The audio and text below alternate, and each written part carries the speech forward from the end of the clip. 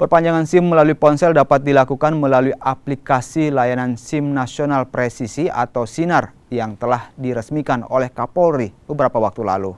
Pemohon hanya diminta untuk melakukan verifikasi nomor telepon, ponsel, registrasi NIK, SIM, nomor KTP.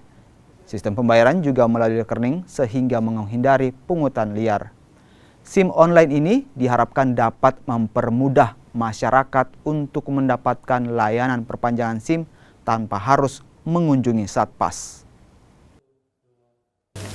Jadi ada aplikasi yang memang untuk masyarakat mulai dari per tahap, per item, mulai dari identitas, pendaftaran, kemudian dilengkapi dengan e-Vice, Recognize, kemudian termasuk juga dengan psikologi, kesehatan, karena untuk SINAR ini diperuntukkan khusus perpanjangan SIM A dan C.